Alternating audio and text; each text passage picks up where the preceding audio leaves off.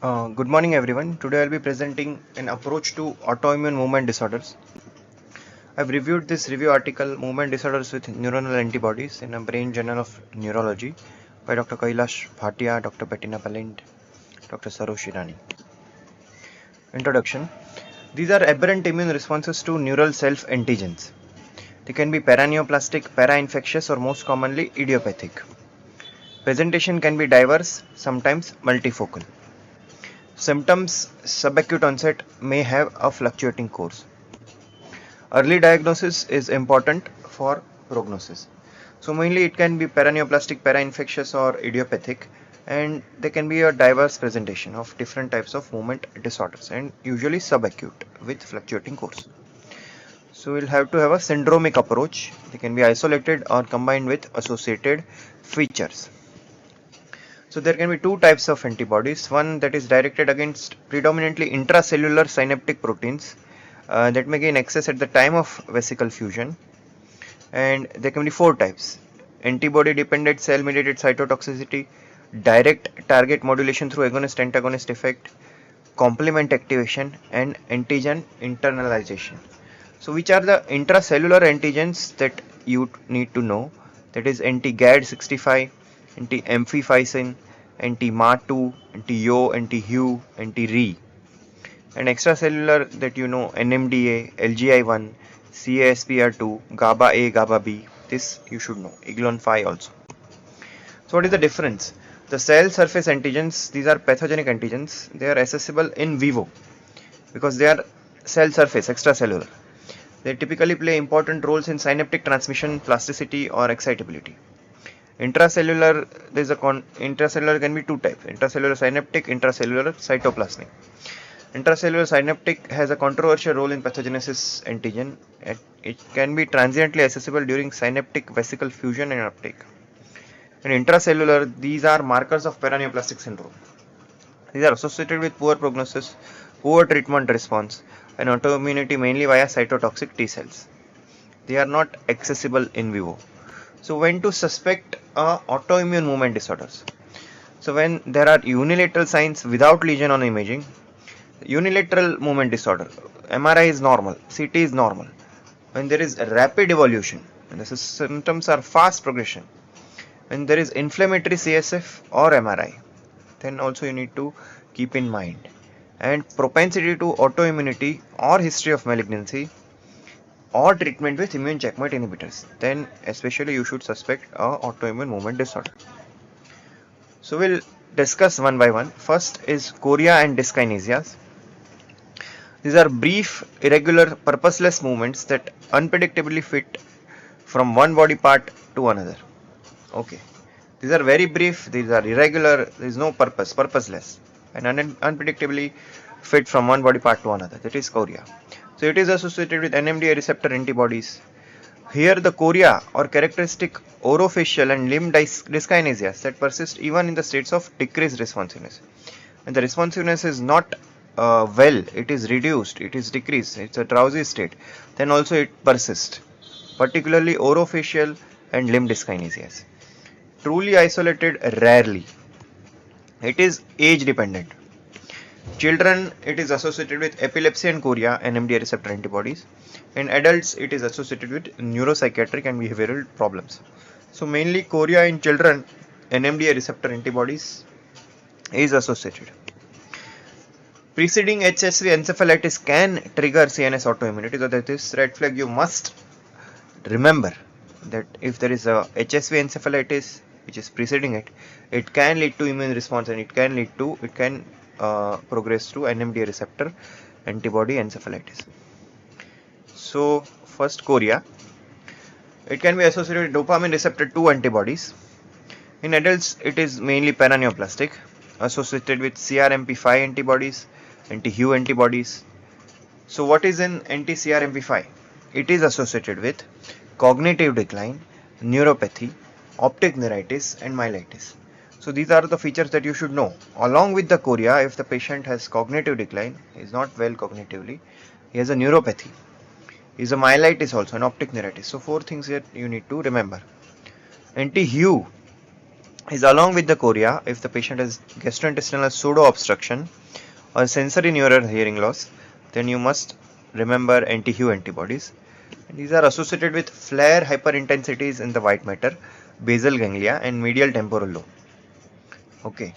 Other antibody is LGI1, that is leucine-rich glioma inactivated 1 protein, and CASPR2, contactin associated protein like 2. These both are VGKC antibodies. This is associated with chorea. So in chorea, NMDA, VGKC, CRMP5, and anti-Hu. Both this LGI1 and both CSPR2 can cause isolated or combined chorea or hemichorea. CRMP5, the full form is anti-collagen response mediator protein 5, that is associated with cognitive decline, neuropathy, optic neuritis, and myelitis. Second is dystonia. So what is dystonia? These are sustained or intermittent muscle contractions causing abnormal movements or postures. It can be a sustained contraction or an intermittent muscle contraction, but it leads to abnormal movements or abnormal posture. It can be isolated or combined. It can be young onset. That can be primary, typically limb onset with subsequent generalization. Starts in the limbs, generalizes. It is associated with NMDA receptor antibodies, particularly hemidystonia or craniocervical dystonia, most prominently in children. In adults, jaw closing dystonia with recurrent episodes of laryngospasm, that is pathognomic of paraneoplastic brainstem encephalitis with anti-Re antibodies. So in dystonia, you need to remember one NMDA receptor, particularly in children, and in adults you have to remember anti-Re antibodies. These have characteristic features of jaw closing dystonia and recurrent episodes of laryngospasm recurrently, and jaw closing dystonia.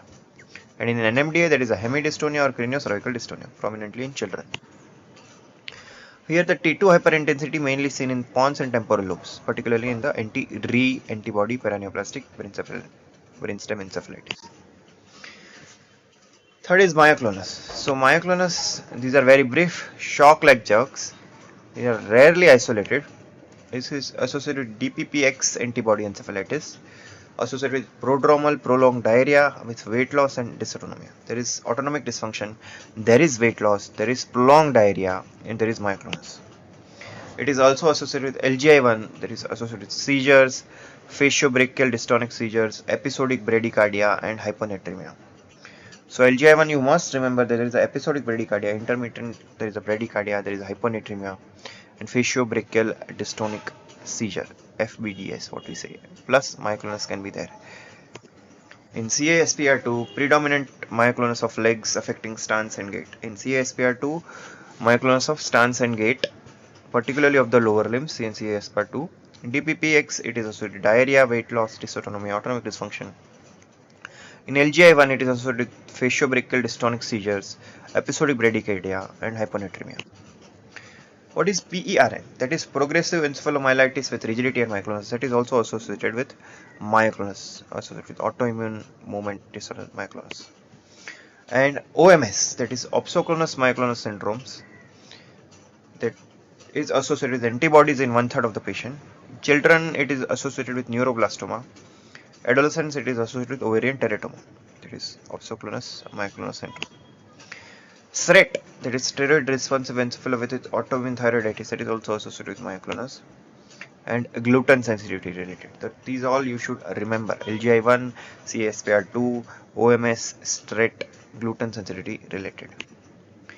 The other is paroxysmal dyskinesia, the fourth one. These are rare inherited disorders, self-limiting attacks. There is a positive family history and autosomal dominant all in adolescence. It can be of three types. One is paroxysmal kinesogenic, that is lasting for seconds to minutes. It is precipitated by sudden movement, that is associated with PRRT2 mutation. Second is paroxysmal non-kinesogenic, that is lasting longer for minutes to hours, triggered by alcohol, coffee, or fatigue. Myofibrinogenesis regulator 1 mutation. So main difference is kinesogenic is lasting less time, seconds to minutes, and it is precipitated by sudden movement, so it is kinesogenic call. And non-kinesogenic is not precipitated by movements but triggered by drinks, alcohol, coffee, fatigue. And last, more. Myofibrinogenesis regulator 1 mutation is associated with that. And for paroxysmal kinesigenic PRRT2 mutation is associated. Third is exercise-induced dyskinesias. It is associated with gradual onset of dystonia after prolonged exercise. After prolonged exercise, gradual onset dystonia. That is a type of induced dyskinesia. The third type of paroxysmal dyskinesia and is associated with SLC2A1 mutation. LGI1 associated with faciobrachial dystonic seizures. NMDA associated with paroxysmal dystonic posturing. Aquaporin 4 associated with painful tonic spasms in NMO. So 4 we have discussed: chorea, Parkinsonism, paroxysmal kinesigenic dyskinesia, myoclonus, and now we'll talk regarding Parkinsonism. So paraneoplastic Parkinsonism is rare. It is associated with CRMP5, anti-Re and anti-MA2. A rapidly progressive disabling disease course, that is a red flag. Anti-MA2 antibody syndrome. It is a PSP-like phenotype with supranuclear gaze palsy, vertical more than horizontal, and constant eye closure resembling apraxia of lid opening. That is anti-MA2. It is associated with paraneoplastic Parkinsonism. That is a rapidly progressive disabling Parkinsonism. That you must rule out anti-MA2. Its a phenotype is like a PSP with supranuclear gaze palsy. So paraneoplastic PSP is MA2 and constant eye closure resembling apraxia of lid opening. Second is hypothalamic pituitary dysfunction, weight gain, and prominent sleep disorders. That is associated with EDS, REM sleep behavioral disorders, and narcolepsy or cataplexy. Limbic diencephalite, brainstem encephalitis, myelopathy, and radiculoplexopathy. So these are all the features of MA2 antibody syndrome. One is PSP-like phenotype, other is hypothalamic pituitary dysfunction, other is weight gain, sleep disorders, REM sleep behavior disorders, narcolepsy, excessive daytime sleepiness, cataplexy. These are all associated with anti-MA2. And limbic diencephalitis or brainstem encephalitis, myelopathy, encephalitis with myelopathy with radiculoplexopathy, that is MA2. If there is acquired Parkinsonism in children, that you have to rule out NMDA receptors and dopamine 2 receptor antibodies. Now we'll discuss regarding cerebellar ataxia. And these are associated with GAD antibodies. These are most frequent discussed with diabetes, thyroid, vitiligo, pernicious anemia. Slowly progressive isolated cerebral signs or additional pyramidal trach signs or stiff person syndrome. Up or downbeat nystagmus, that is associated with GAD. Second is gluten related ataxia, that is associated with episodes of vertigo and ataxia plus pyramidal signs plus neuropathy. DPPX is associated with ataxia and prolonged diarrhea. Paraneoplastic cerebellar degeneration is associated with anti-YO antibodies in females, anti-DNER in males, or anti-TR. LAMS is associated with VGCC, NMDA receptors in children can cause ataxia. Miller-Fisher is associated with GQ1B antibodies. Stiff person spectrum disorders, that is associated with fluctuating muscle stiffness with superimposed spasms and exaggerated startle response, that is called as hyperexplexia. What is that? There is fluctuating muscle stiffness with superimposed spasm and exaggerated startle response, that is hyperexplexia. It can be classical stiff person, stiff limb syndrome, stiff person plus, and PERM, potentially fatal. Significant morbidity, falls, fractures, and even respiratory failures. GAD is associated with ataxia plus temporal lobe epilepsy. Glycine receptor antibody. So in stiff person syndrome, spectrum syndrome, you must remember hyperexplexia, that is muscle stiffness that is fluctuating with superimposed spasms and exaggerated startle response. It can be in stiff person, stiff limb, or stiff person plus, or PERM, potentially fatal. It is significant morbidity, falls, fractures, sometimes respiratory failure. This is anti-GAD. It causes ataxia, it causes temporal lobe epilepsy. It is glycine, oculobulbar disturbance, myoclonus, hyperexplexia, sensory pulse autonomic symptoms in glycine. And it is anti-amphiphysin antibody. It is also myelopathy plus sensory neuropathy plus stiff person spectrum disorder plus myelopathy plus sensory neuropathy. So what are tics? These are rapid, brief, stereotype movements or vocalization. It can be simple like eye blinking, shoulder shrugging, grimace, sniffing or grunting. Second is complex, that is sequence of stereotype movements or words or phrases. And it can be primary or it can be a spectrum of pandas. It is pediatric autoimmune neuropsychiatric disorder associated with streptococcal infections, pandas. Also D2 receptor antibody, that's a query. Tremors can be rhythmic oscillatory movement usually due to alternate activation of agonist and antagonist muscles. Isolated manifestations are rare. It is associated with LGI1, CSPR2, NMDA receptor, DPPX. GFAP, glial fibrillary acidic protein astrocytopathy. It is associated with tremors, meningoencephalitis. And there is in the MRI there is radial, linear, periventricular, or cerebellar enhancement. Holmes tremor is associated with anti-Yo antibodies, Wilson or midbrain lesions. So we'll talk regarding sleep-related behavioral disorders. That is associated with REM sleep behavioral disorder. Classically, alpha-synuclein related Parkinsonism, dysfunction of the subcerebellus and vagnocerebellar nuclei and their connection, and amygdala. It is associated with anti-MA2, that is limbic diencephalic on brainstem structures, LGI1, both REM sleep and non-REM sleep behavior can be associated with Eglon5. That is associated with antibody-linked neurodegeneration, associated with bulbar symptoms, gait instability, and dysautonomia. Periodic limb movement and ambiguous sleep are observed in DPPX antibodies. Morvan Syndrome, that can be associated with status dissociatus and agrypnia excitata. Status dissociatus, that is breakdown of boundaries of different states of being, which are wakefulness, REM sleep and non-REM sleep with motor hyperactivity. And agrypnia excitata, that is insomnia, motor and autonomic hyperactivation. These both are hallmark features of Morvan syndrome with Caspr2 antibodies, less commonly with LGI1 antibodies, NMDA receptor antibodies or GABA B. So with Caspr2, two things you must know, that is status dissociatus.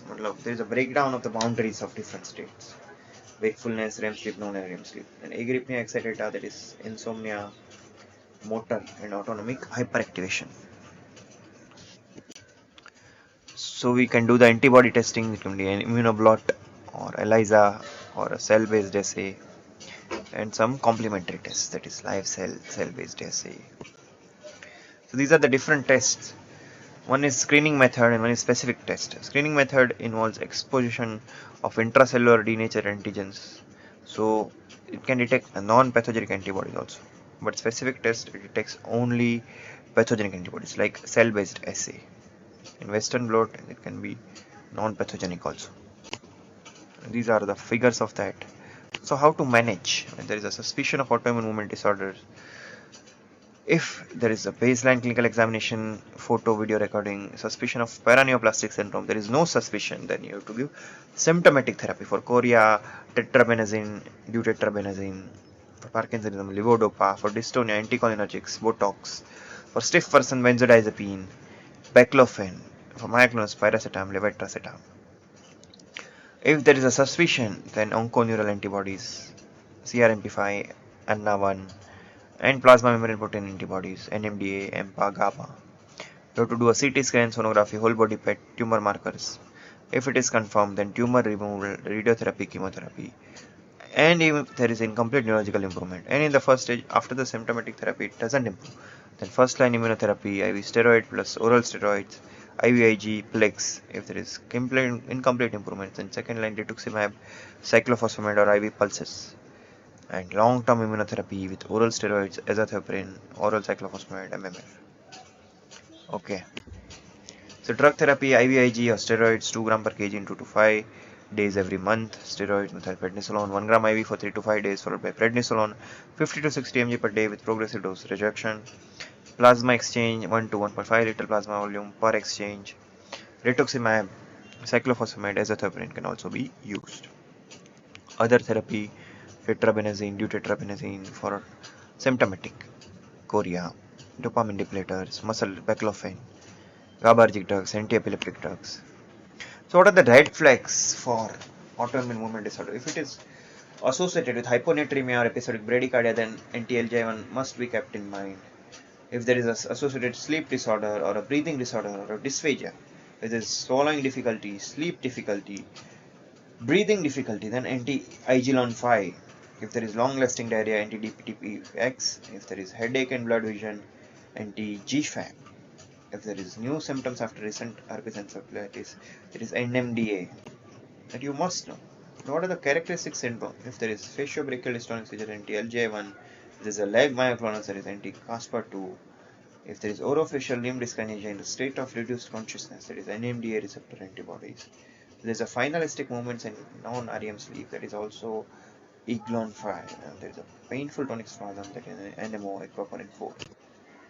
So to take home message is look for red flags. Occult neoplasia can be diagnosed, not to miss, potentially treatable, adequate treatment, good recovery. Thank you.